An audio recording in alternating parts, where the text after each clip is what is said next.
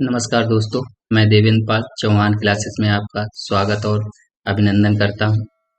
आज हम आपके लिए टॉप 25 क्वेश्चन साइंस के लेके आया हूं और देखिएगा उन्हें विधिवत रूप से डिस्क्राइब भी किया गया है। स्टार्ट। एक स्वस्थ व्यक्ति का हृदय 1 मिनट में औसतन कितने बार धड़कता है? देखिए, अगर अगर नॉर्मल बात की जाए तो इसका हमें लगता है कि 72 होगा। अगर बच्चे की बात की जाए तो इससे ज्यादा बार भी हो सकता है और वृद्ध की बात की जाए तो इससे कम होगा। ये जरूरी नहीं है। वैसे अगर बात की जाए कि एक बार में कितनी बार धड़कता है तो ये तो 72 होगा ही, मगर मगर अगर इसमें 72 के अलावा कोई और ऑप्शन दिया यानी कि 75 भी दिया है, यानी कि 80 भी दिया है, तो हमें ये नहीं करना कि अरे नहीं ये गलत है, तो हमें 75 भी सही करना होगा। देखते हैं इसका। एक स्वस्थ व्यक्ति के हृदय की धड़कन 1 मिनट में लगभग 72 बार या 75 बार होती है। वृद्धों में यह कम, जबकि बच्चों में यह सबसे ज्यादा होती है। हमारा हृदय प्रति मिनट 5 से 6 लीटर यानी कि हमारा हृदय जो है 5 से 6 लीटर रुधिर पंप करता है, यानी कि जब 72 बार धड़कता है। हृदय में एक स्पंदन की समाप्ति से लेकर अगले स्पंदन की समाप्ति तक यह एक हृदय चक्र होता है। जब ये इसको एक ये चीज देखिए, हृदय चक्र है ना, जब ये 72 बार धड़कता है तो ये पूरा होता है इसका चक्र, तो इसे हृदय चक्र कहते हैं और 5 से 6 लीटर ये रुधिर पंप करता है। नेक्स्ट, हृदय कब आराम करता है? बताइएगा, हृदय कब आराम करता है? नंबर 1, कभी नहीं, सोते समय, 2 धड़कनों के बीच, योगिक आसन करते समय। बताइए, सोते समय या 2 धड़कनों के बीच? हमारा इसका ऑप्शन तीसरा सही है, 2 धड़कनों के बीच जब हमारा हृदय होता है थोड़ा आराम करता है। ये ना सोचिएगा कि अगर आराम करने का मतलब बिल्कुल समाप्त होगा। अगर बिल्कुल धड़कना ही बंद हो जाएगा तो कि इंसान डेड हो जाएगा, है ना। इसका एक हृदय मासल तंत्र है, हृदय एक मासल तंत्र है। हृदय 2 धड़कनों के बीच, इसके 2 धड़कनों के बीच, 2 धड़कनों के बीच आराम करता है। 2 संकुचनों के बीच का काल विश्राम अथवा शिथिल काल कहलाता है। इसमें संकुचन के दौरान आगे बढ़ा हुआ रक्त जब धमनियों के रिक्त स्थान में प्रवेश पाता है तब धमनी की दीवार और रक्त में संघर्ष होता है ना। हृदय 2 संकुचनों के बीच धमनियों में जो रक्त बाहर रहता है उसे विश्रामकालीन कहते हैं। ये क्लियर हुआ ना। जब 2 धड़कनों के बीच हमारा हृदय जो है क्या आराम करता है। नेक्स्ट देखिए, निम्नलिखित में से कौन सा लक्षण हृदयघात यानी कि हार्ट अटैक से संबंधित नहीं है? संबंधित, ये देखिए नहीं की सबसे मेन चीज नहीं है, तो इसमें सीने में दर्द क्या है? पसीना एवं जी मचलाना है। बाहों में दर्द एवं झंझनाहट, टांगों में दर्द। इसमें कौन सा जो नहीं है, यानी कि अटैक का जो कारण नहीं है, इनमें कौन सा कारण नहीं है? तो टांगों में जो दर्द होता है ये हमारा कोई अटैक का कारण नहीं है। सीने में दर्द ये हमारा अटैक का कारण है। पसीना कब आएगा? जब हमारा बीपी बढ़ेगा तो ऑटोमेटिक पसीना आएगा। बाह में दर्द यानी कि शरीर में दर्द भी होगा, झंझनाहट भी होगी। तो इसका मतलब हमें ये संकेत हो रहा है कि अटैक के कुछ लक्षण हैं। ये जरूरी नहीं कि अगर ऐसा हो रहा है तो ये सोचो कि अटैक हो रहा नहीं, ऐसी बात, मतलब लक्षण की बात बता रही है, आपको कोई पहले से ये बीमारी है। देखते, सीने में दर्द, पसीना एवं जी मचलाना, बाह में दर्द तथा झंझनाहट इत्यादि लक्षण हृदय या हृदय रोग से संबंधित है, जबकि टांगों में दर्द होना हृदयघात से संबंधित नहीं है। मोटापा भी इसका, अगर किसी के फैट ज्यादा बढ़ रहा है तो प्रॉब्लम हो सकती है। उच्च तनाव, अगर आप ज्यादा टेंशन लेते हैं किसी भी चीज की, धूम्रपान यानी सिगरेट वगैरह पीते हैं तो इससे क्या है, लंग्स में ये धुआं जाता है तो उससे भी ये दिक्कत हो सकती है। स्थानबद्ध जीवन शैली, वसायुक्त भोजन, है ना, आहार इत्यादि से प्रमुख कारण हैं जिसके उपचार हेतु रुधिर स्कंद रोधी औषधियों का उपयोग किया जाता है। नेक्स्ट, हृदय में कितने कक्ष होते हैं? ये देखिए एक बहुत अच्छा क्वेश्चन है कि हृदय में कितने कक्ष होते हैं। यानी कि अपना हृदय, ये मान लीजिए अपना हृदय है, इसमें कितने 4 कक्ष होते हैं। ऐसे देखिए, ऊपर आलिंद होते हैं, है ना, ऊपर दोनों आलिंद होते हैं, नीचे नीचे निलय होते हैं। तो कितने 4 हो गए, आलिंद और 2 आलिंद 2 निलय। तो अपने हृदय में कितने कक्ष, 4 कक्ष होते हैं, है ना। इसके डिस्क्राइब देखते हैं। मानव हृदय छाती के मध्य यानी कि चेस्ट के मध्य में थोड़ी सी बाईं ओर यानी कि बाईं भुजा की तरफ ही होता है। यह दिन में लगभग 1,00,000 बार धड़कता है। एक दिन में कितने 1,00,000 बार धड़कता है। और हृदय 4 प्रमुख कक्षों में, है ना, हमारे क्वेश्चन का आंसर देखो ये है, 4 कक्षों में विभाजित होता है।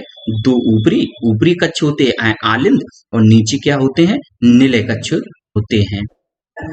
नेक्स्ट, हृदय स्पंदन एक विद्युतीय तरंग द्वारा निष्पादित होती है जो उपजती है। कहाँ से उपजती है? हृदय स्पंदन एक विद्युतीय तरंग द्वारा निष्पादित होती है जो उपजती है। कहाँ से उपजती है? मस्तिष्क से, रुधिर में, मेरुरज्जु में।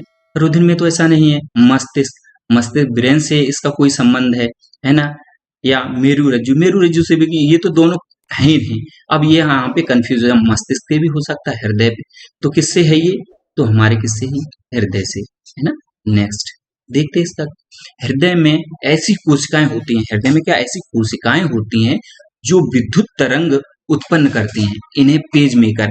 अगर ये पूछा जाए, क्वेश्चन पूछा जाता है कि पेज मेकर किससे संबंधित है, कि पेज मेकर मतलब किस में आता है, तो ये हृदय से संबंधित, ये क्वेश्चन कई बार है, हृदय से संबंधित है ना। पेज मेकर जो है किससे? हृदय से है, ये भी ध्यान रखना है। पेज मेकर कोशिकाएं कहते हैं। हृदय स्पंदन इन्हीं विद्युत तरंगों द्वारा निष्पादित होता है। तो कौन है? हृदय जो है कि विद्युतीय तरंगों द्वारा निष्पादित होता है। नेक्स्ट, एक स्वस्थ मनुष्य में रक्त का कुल परिमाप, मतलब उसमें परिमाप का मतलब उसमें कितना, एक स्वस्थ व्यक्ति है तो उसमें कितना ब्लड होता है, यानी कि कितना रक्त होता है, बताइए जी। 5 से 6 लीटर ऑप्शन 1, दूसरा 3 से 4 लीटर, तीसरा 10 से या 8 से 10 लीटर, 10 से 12 लीटर। तो हम बताते हैं कि एक स्वस्थ व्यक्ति में, अगर कोई स्वस्थ व्यक्ति अगर 70 या 80 किलो का है, 70 किलो या 80 किलो, 50 किलो जितने का है, उसके वजन का 7 से 8%, यानी कि उसके वजन का किससे? 7 से 8% उसका ब्लड होगा। अगर लीटर में बात की जाए तो ये 5 से 6 लीटर होता है। अगर वजन की बात की जाए तो वजन में कितना? 7 से 8 लीटर। ये भी तो पूछ सकता है, कोई जरूरी नहीं है कि अगर लीटर की जो है कि नेक्स्ट अभी लीटर में पूछते हैं, फिर क्या पता परसेंटेज में, तो ये भी ध्यान रखें कि 7 से 8% होता है। इसका डिस्क्राइब देखते। एक रक्त एक क्या है? ये क्वेश्चन खूब आया है। रक्त एक तरल संयोजी ऊतक है। सबसे ये ध्यान रखना कि रक्त क्या है? एक तरल संयोजी ऊतक है। यह रक्त वाहिनियों के अंदर विभिन्न अंगों में नियमित रूप से गतिशील रहता है ना।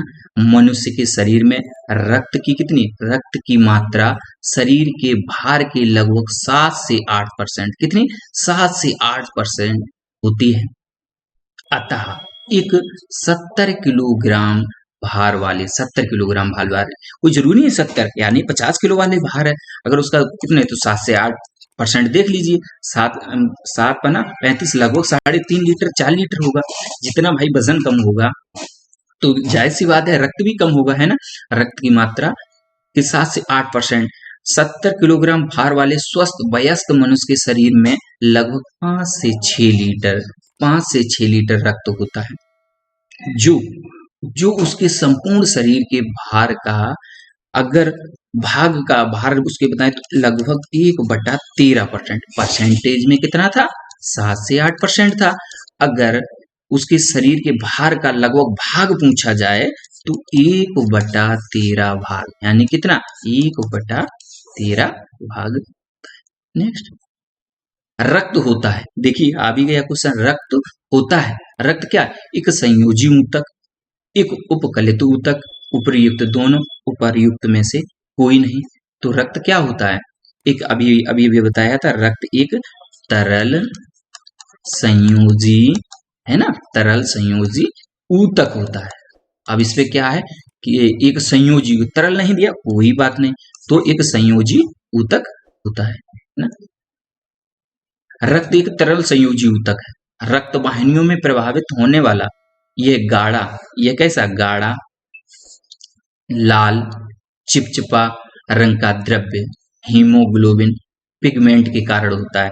अच्छा, जो ये बताइए, जो रक्त होता है ना, उसको वो लाल क्यों होता है, लाल क्यों होता है, किसके कारण होता है, वो किसके कारण होता है, हीमोग्लोबिन, हीमोग्लोबिन के कारण होता है।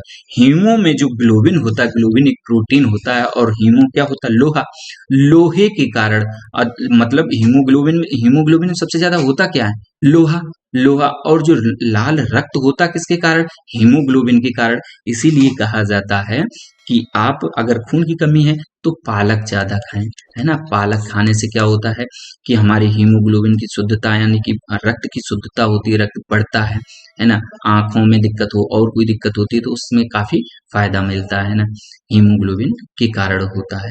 और ये जो रक्त होता है, रक्त कैसा गाढ़ा होता है। गाढ़े के बाद अगर बात कही जाए, ये पानी से भारी भी होता है, भार में ये भारी भी होता है रक्त, पानी, क्योंकि ये गाढ़ा होता है, गाढ़ा होता है, इससे पानी, जो पानी होता है गाढ़ा नहीं होता है ना, मगर ये ब्लड होता है, ये गाढ़ा होता है, तो ये पानी से भारी भी होता है। नेक्स्ट, हीमोग्लोबिन क्या है, हीमोग्लोबिन क्या है, पौधों की पंक्तियों में पाया जाने वाला पदार्थ, बोन मेरो में पाया जाने वाला पदार्थ, मानव रक्त में पाया जाने वाला पदार्थ, प्यूटिटरी ग्रंथ से निकलने वाला स्राव। तो किससे, ये पौधों से तो है ही नहीं, है ना, अभी बात की थी पौधों से है ही नहीं। बोन मेरो में पाया जाने वाला, बोन मेरो से क्या मतलब है ना। मानव रक्त में, मानव, ये रक्त की बात यहाँ पे आई है ना, रक्त, तो ये किससे, अभी हीमोग्लोबिन की बात कही थी, रक्त से संबंधित प्यूटिटरी ग्रंथ, इसको प्यूटिटरी ग्रंथ हमारे कहाँ, मस्तिष्क में होती है, ये तो नहीं है, मगर इसे क्या है, ये हमारी जो प्यूटिटरी ग्रंथ होती है, ये मास्टर ग्लैंड, इसे मास्टर ग्लैंड, क्योंकि इसी के, ये सबसे शरीर में जो है कि मस्तिष्क में होती है, मगर इसे मास्टर ग्रंथ कही जाती है ना। नेक्स्ट देखते हैं, हीमोग्लोबिन। देखिए हीमोग्लोबिन, अगर ये कही जाए ग्लोबिन, हीमोग्लोबिन क्या है, हीमोग्लोबिन एक प्रोटीन है ना, क्या है, प्रोटीन है। हीमोग्लोबिन क्या है, एक प्रोटीन है जो कि मानव रक्त में पाया जाता है, मानव रक्त में पाया, तथा इसके रासायनिक संयोजन में ग्लोबिन नामक, क्या, ग्लोबिन नामक, अभी बताया था ना, ग्लोबिन नामक प्रोटीन हीम नामक लाल कण के, हीम नामक लाल कण के पदार्थ से जुड़ी रहती है। रुधिर का लाल रंग हीम के कारण ही होता है। हीम यानी कि उसमें क्या होता है, लोहा, उसमें क्या होता है, लोहा के कारण ही होता है। हीम की बलय में केंद्रीय भाग लोहा का होता है। एक सामान्य व्यक्ति में हीमोग्लोबिन की औसतन मात्रा 15 ग्राम प्रति 100, यहाँ पे 100 जो नहीं लिखा है, यहाँ पे 100 मिलीलीटर रुधिर में होती है, 15 ग्राम होती है।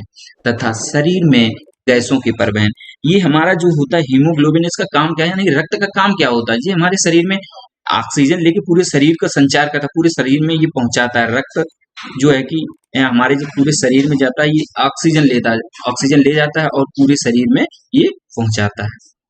नेक्स्ट देखते हैं, रुधिर वर्णिका के संबंध में निम्नलिखित कथनों पर विचार कीजिए तथा नीचे दिए गए कूट से सही उत्तर चुनिए, है ना। रुधिर वर्णिका, रुधिर में क्या होता है, इसमें लोहा होता है, यह रक्त को लाल रंग प्रदान करता है, यह रक्त में ऑक्सीजन का वाहक है। जो रुधिर है, अभी हमने बताया, जो रुधिर है ना, वो क्या काम करता है इसका, रुधिर में क्या होता है, लोहा भी होता है, पहला तो सही। यह रक्त को लाल रंग प्रदान करता है, ये भी हमारा सही है। है ना, ये लाल रक्त। यह कुछ रोगों के प्रति प्रतिरक्षा प्रदान करता है, नहीं।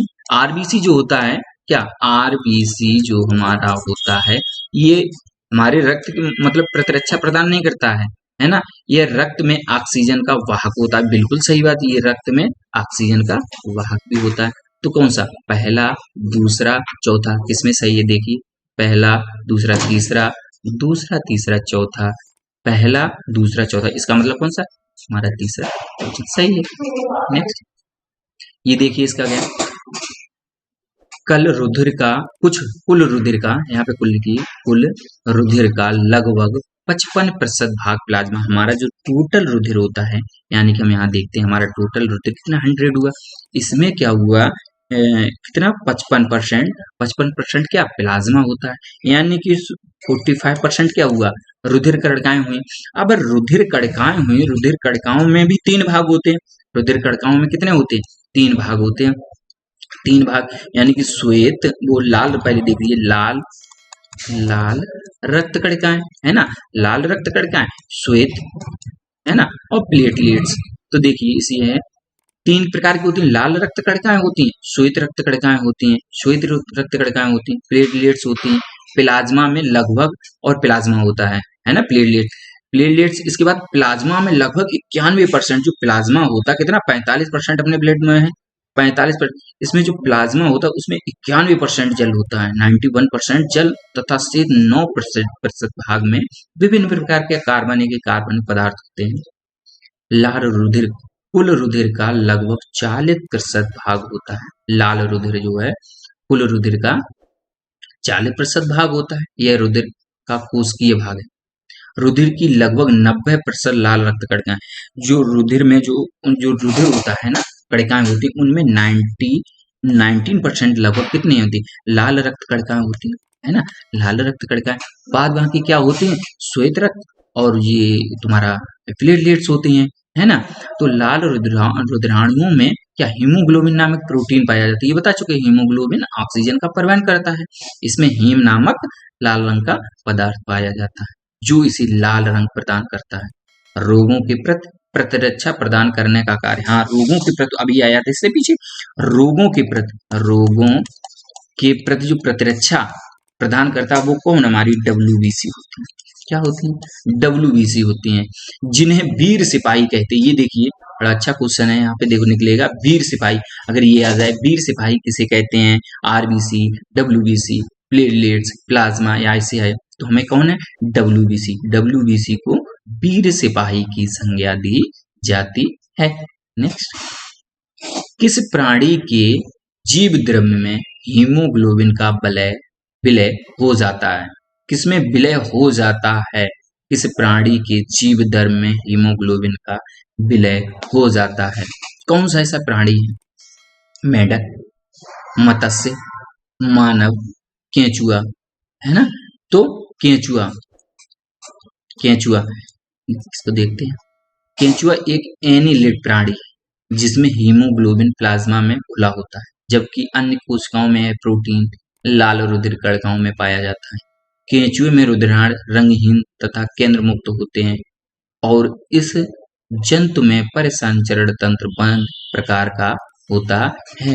तो कौन है, केंचुआ है, इसमें है केंचुआ।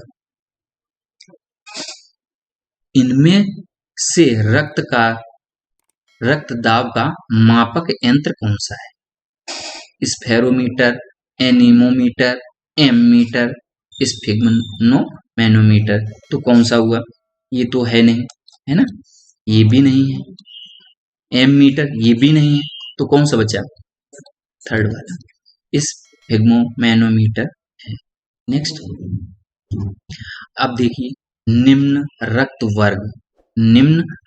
वर्ग सर्वदात्रिक दाता होता है, जो सबको ब्लड दे सकता है, वो कौन होता है, जो सबको ब्लड दे सकता है, कौन सा, बी होता है, बी होता है, ओ होता है, ए होता है, ए बी होता है। तो हमें लगता है कि ओ की जगह अगर वैसे कौन सा होता है जो सर्वदाता यूनिवर्सल डोनर, कौन सा होता है, ओ होता है। मगर एक बात ध्यान रखिए, अगर तुम आपके पास ओ माइनस हो जाए, एक ओ प्लस भी हो जाए, तो ये ध्यान रखना ओ माइनस जो होता है यूनिवर्सल डोनर होता है। वैसे अगर ए बी इस तरीके से ऑप्शन दिए हैं तो ओ है ही है, मगर अगर प्लस माइनस वाली बात करते हैं ना, प्लस माइनस वाली बात करते हैं तो इसमें माइनस अगर हो तो वो और भी है ना। इसमें क्या देखिए, रक्त वर्ग ओ सार्वधातुक दाता होता है, क्योंकि इसमें कोई प्रतिजन यानी कि कोई भी इसमें एंटीजन नहीं होते हैं। प्रतिजन का मतलब इसमें कोई एंटीजन नहीं होता है, अतः इसका रुधिर सभी वर्ग के व्यक्तियों को चढ़ाया जा सकता है, इसको सभी में चढ़ाया जा सकता है ना। दूसरी ओर इस वर्ग के प्लाज्मा में दोनों प्रतिरक्षियों की उपस्थिति के कारण किसी भी अन्य वर्ग के व्यक्ति की रुधिर इस वर्ग के व्यक्तियों को नहीं चढ़ाया जा सकता है ना। और कोई नहीं चढ़ाया जा सकता, ये दे तो सकता है कि सभी को और उसमें चढ़ जाएगा, मगर जो रक्त वर्ग ए है, क्या रक्त वर्ग क्या है, ए बी, ये सर्वग्राही है, ये सबसे ले सकता है। एक चीज देखिए, मान लीजिए ये मतलब एंटीजन की बात कह रहे हैं, है ना। ये जैसे ए बी है, ए है, बी है, सी, ए बी और ए बी और ओ। अगर एंटीजन की यहाँ पे क्योंकि प्रतिजन नहीं होता है, इसमें प्रतिजन नहीं होता क्योंकि देखो ए बी ए वाले में अब ए से ही ले सकता है, क्योंकि उसमें एंटीजन ए होता है। एंटीजन जिसके देखो एंटीजन जिसके सेम होंगे वही ब्लड ले सकता है, या एंटीजन नहीं होते तो ओ में कोई एंटीजन होता ही नहीं है ना। ए में ए एंटीजन होता है, बी में बी एंटीजन, स्मॉल बी होती है, ये एंटीजन होता है। ए बी में क्या होता है, ये दोनों होते हैं, तो ये इसमें एंटीजन होते हैं और इसमें एंटीबॉडी, इसमें एंटीजन नहीं होते, एंटीबॉडी होते हैं, इसमें एंटीबॉडी नहीं होते हैं। तो ए में ए एंटीजन होता है, बी में बी एंटीजन हो, इसीलिए और ओ में कोई एंटीजन ही नहीं होता है ना। तो ओ में जब कोई एंटीजन नहीं होता है तो उस पर चढ़ाया जा सकता है, और मगर जब ए में ए एंटीजन तो ए ही वाला उसे ब्लड डोनेट कर सकता है, और ओ में जब कोई एंटीजन नहीं होता तो वो भी डोनेट कर सकता है, उसका ब्लड चढ़ सकता है, कोई दिक्कत नहीं। नेक्स्ट, एक मनुष्य की दुर्घटना हो जाती है और उसे रक्तदान की यानी रक्त की आवश्यकता होती है, किंतु उसके रक्त समूह का परीक्षण करने का समय नहीं है, परीक्षण करने का समय नहीं है। अगर परीक्षण करते हैं हो सकता है उसकी इतनी देर में डेड मतलब मौत हो जाए, है ना। किंतु उसके रक्त समूह का परिसंचरण करने का समय नहीं। निम्नलिखित में से कौन सा रक्त समूह उसे दिया जा सकता है।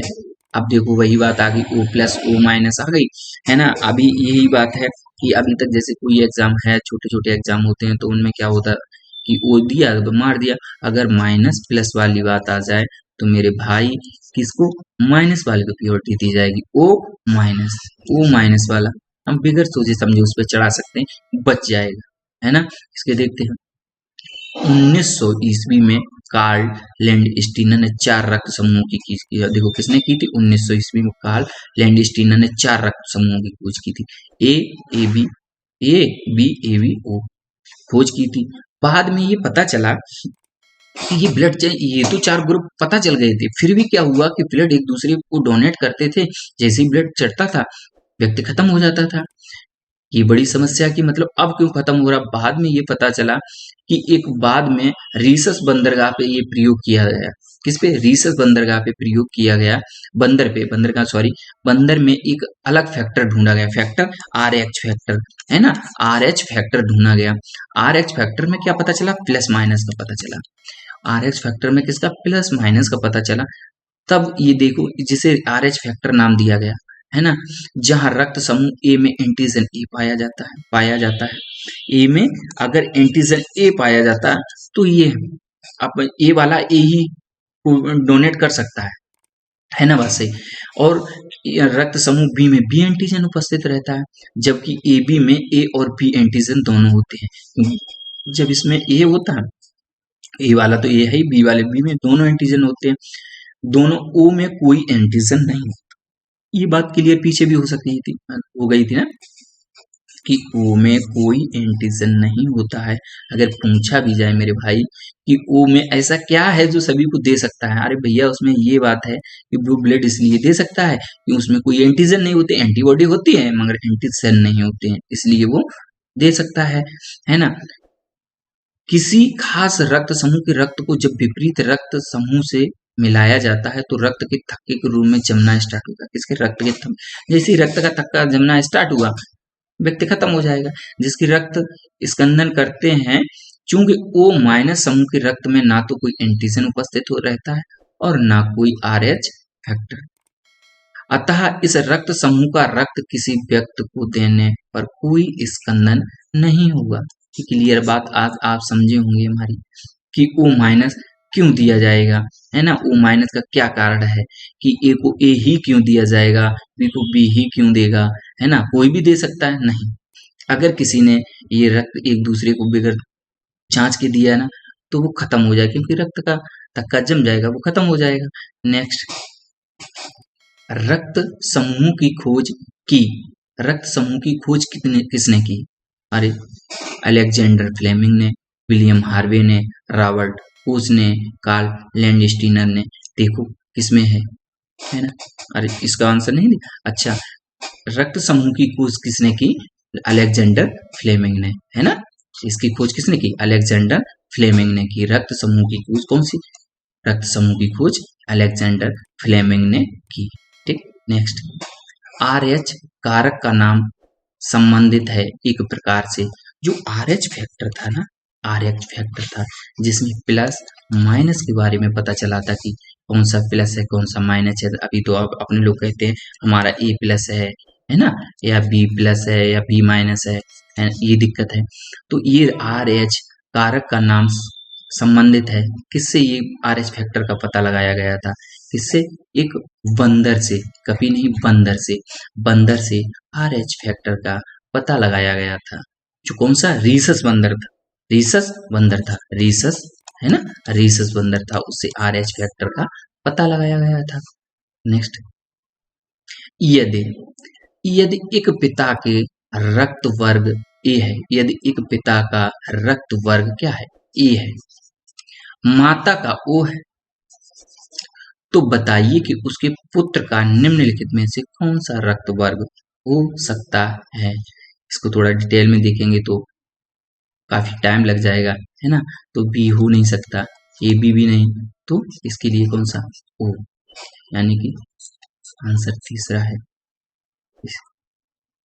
किसी एक सामान्य व्यक्ति के रक्त का pH स्तर कितना होता है? pH मान कितना होता है? जो अपने रक्त का क्या pH मान कितना होता है? pH मान, है ना, ये 6.45 से 6.55, है ना। इसका रक्त, इसका ये 4.5 से 4.6, 6.45 से 6.55 या 7.45 से 7.45, ये दोनों ऑप्शन एक ही हो गए, मगर इसका ये है कितना? 7 पॉइंट कितना होता है? 7.4 होता है ना, 7.4 होता है। इसे ये कैसा अम्लीय होता है या क्षारीय? अगर ये पूछ लिया जाए रक्त कैसा होता है, अम्लीय होता है या क्षारीय होता है? तो अगर 7 से कम है, इससे 7 से कम है तो कैसा? अम्लीय होगा, है ना, अम्लीय होगा। और 7 से अधिक है तो कैसा होगा? क्षारीय होगा, है ना। तो कैसा? क्षारीय होगा। तो कैसा होगा हमारा? क्षारीय। इसका pH मान कितना होता है? 7.4 होता है ना। कोई दिक्कत? नेक्स्ट, प्रतिजन यानी कि एंटीजन वह पदार्थ है जो, प्रतिजन, एंटीजन वह पदार्थ है जो हानिकारक जीवाणुओं को नष्ट करता है, विषाक्त के उपचार के लिए प्रयुक्त होता है, शरीर के ताप को कम करता है, पित्तपिंड के निर्माण को उद्दीप करता है। देखते हैं, प्रतिजन यानी कि एंटीजन वे पदार्थ हैं। कैसे? प्रतिजन यानी कि एंटीजन वे पदार्थ हैं। कौन से पदार्थ हैं? जो प्रतिपिंड या प्रतिरक्षी, प्रतिपिंड या प्रतिरक्षी के निर्माण का उद्दीपन करते हैं। क्लियर बात हुई? उद्दीपन करते हैं तथा प्रतिरक्षा तंत्र को प्रवर्तित करते हैं, तथा प्रतिरक्षा तंत्र को प्रवर्तित करते हैं। प्रतिजन दो प्रकार के होते हैं। कितने प्रकार के? 2 प्रकार के होते हैं। ग्लाइकोप्रोटीन्स के रूप में होते हैं, ग्लाइकोप्रोटीन्स के रूप में होते हैं। ए तथा बी एंटीबॉडी भी 2 प्रकार के होते हैं। देखो, ए छोटी ए छोटी बी, ये एंटीजन होते हैं, और ए और बी ये क्या होते हैं, एंटीबॉडी होते हैं। दो प्रकार के होते हैं, ए रोधी तथा बी रोधी, दो होते हैं ना, किंतु ये विशुद्ध प्रोटीन के रूप में होते हैं। किसके, विशुद्ध प्रोटीन। इसका कौन सा हुआ, देखो इसका कौन सा, प्रतिपिंड के निर्माण में उद्दीप करता है ना, ये क्लियर हुआ ना। नेक्स्ट देखते, शरीर में निम्न में से कौन सा संक्रमण से हमारी शरीर रक्षा करता है। मतलब जो शरीर में हमारा अगर कोई संक्रमण होता है तो आरबीसी या डब्ल्यूबीसी हमारे इस संक्रमण से हमारे शरीर की रक्षा करते। कहने का मतलब ये है, आरबीसी, डब्ल्यूबीसी, रक्त प्लाज्मा, हीमोग्लोबिन। हीमोग्लोबिन क्या करता है, हमारे शरीर में शुद्ध रक्त ले जाता है, पूरे शरीर में ऑक्सीजन ले जाके पहुंचाता है। रक्त प्लाज्मा, ये प्लाज्मा, इसमें कितना 90% क्या था, पानी था, इसका तो इससे कोई संबंध नहीं है ना।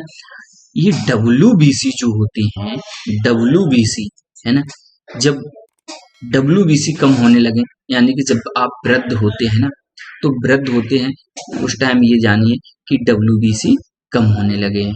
डब्ल्यूबीसी जब कम होते हैं तो वृद्ध हो जाते हैं, तो देख रहे खांसी जुकाम है, कहीं और दिक्कत हो जाते हैं, तो उस टाइम ये डब्ल्यूबीसी कम हो रहे होते हैं, तो दुनिया की बीमारी लगने लगती हैं। और जब तक आप नौजवान होते हैं डब्ल्यूबीसी की मात्रा भरपूर मात्रा में बनती रहती है, तो ये उससे लड़ते रहते हैं, जल्दी कोई बीमारी आने नहीं देते हैं, है ना।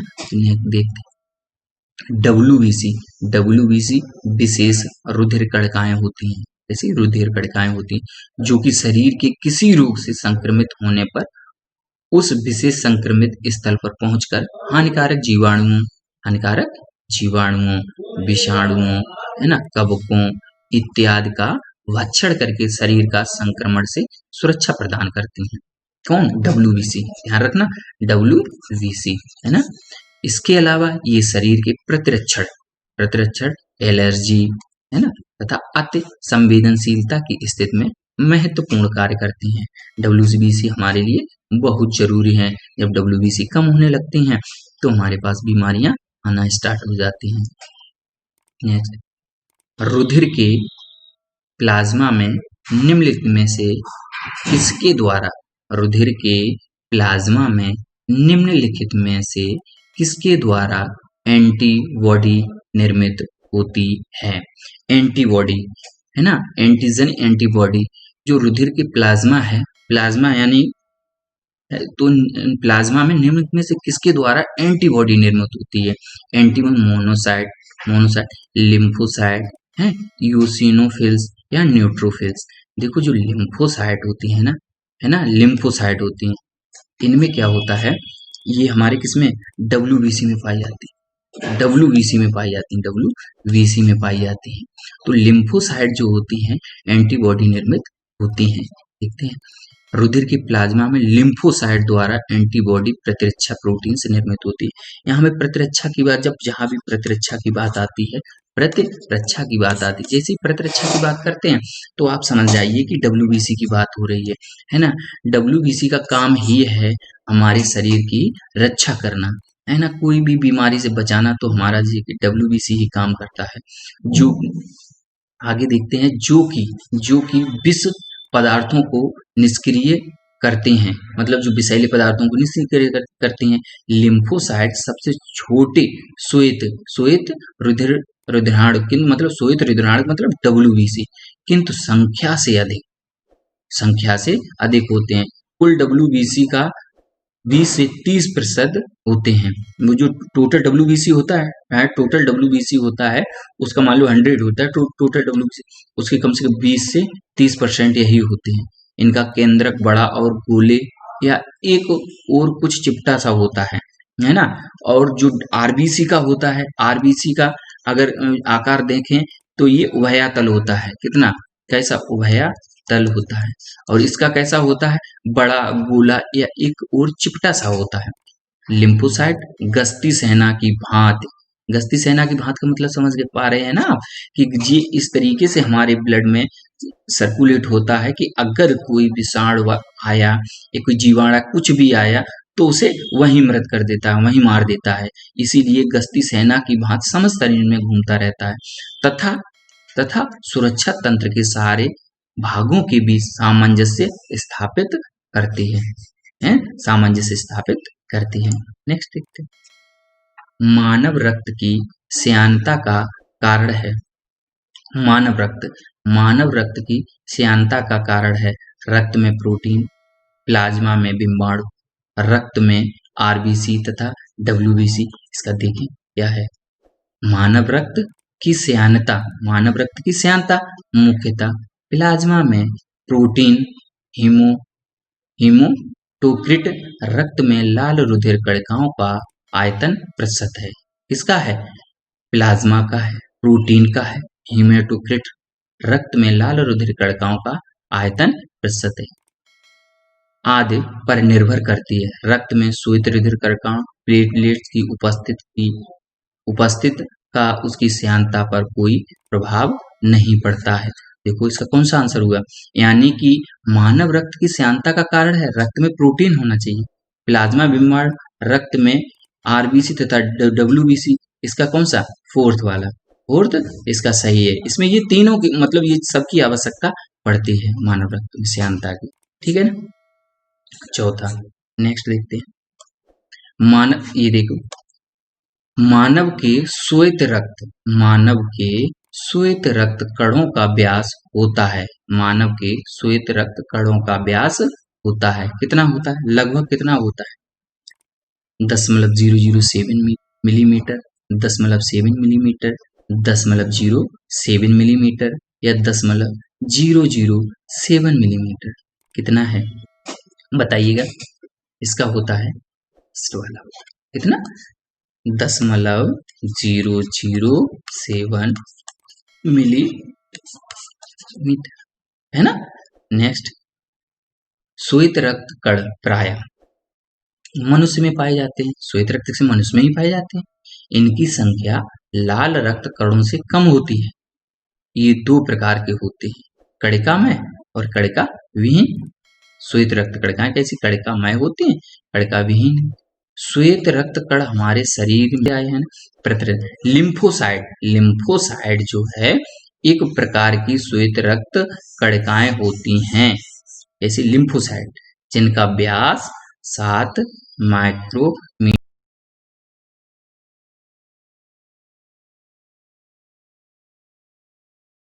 होता है। 7 माइक्रोमीटर का मतलब कितना हो गया? 0.007 मिलीमीटर। नेक्स्ट, रुधिर में श्वेत रक्त कणिकाओं की अत्यधिक मात्रा में उपस्थित को रुधिर में श्वेत रक्त कणिकाओं की अत्यधिक मात्रा में उपस्थित को रोग विज्ञान की भाषा में क्या कहते हैं? जो श्वेत रक्त कणिकाएं की अत्यधिक मात्रा में, अगर अत्यधिक मात्रा में उपस्थित हो जाएं तो इसे विज्ञान की भाषा में क्या कहते हैं? देखते हैं। देखो, श्वेत रक्त ल्यूकेमिया का रक्त कैंसर, जो कैंसर होता है इसे जैसे कि कहते हैं ब्लड कैंसर जो हो गया है ना, जैसे कहते हैं ब्लड कैंसर हो गया। ल्यूकेमिया को रक्त कैंसर कहते हैं, इसी को क्या कहते हैं? Blood cancer. और ये ब्लड कैंसर किससे? श्वेत रक्त कणिकाओं से होता है, जिसमें रुधिर में श्वेत रक्त कणिकाओं की संख्या आवश्यकता से अधिक बढ़ जाती है। जैसे ही श्वेत रक्त कणिकाओं की आवश्यकता से अधिक मात्रा बढ़ी, यानी कि हमें ब्लड कैंसर होने लगा। इसी को हम उसकी विज्ञान की भाषा में क्या कहते हैं? ल्यूकेमिया कहते हैं, है ना। देखिए क्या कहते हैं? ठीक, एनीमिया इससे संबंधित नहीं है। एनीमिया इससे संबंधित नहीं, ये लीवर से संबंधित है। एनीमिया लीवर से संबंधित है, ये ध्यान रखना। ल्यूकेमिया एनीमिया में ध्यान रखना, एनीमिया जो है लीवर से संबंधित है।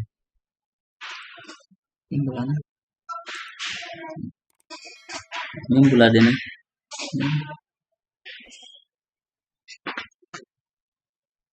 ठीक है दोस्तों, है ये अगर अच्छा लगा तो कमेंट बॉक्स में जरूर लिखें, है ना, और देखें बढ़िया तरीके से। अगर कोई दिक्कत है डेली बेस, अब आपकी प्रैक्टिस सेट इसी तरीके से पढ़ते रहेंगे, एनटीपीसी हो और किसी के लिए ऐसी विधिवत चलते रहेंगे। हाय। बाय। ठीक है, आज के लिए यहीं पर।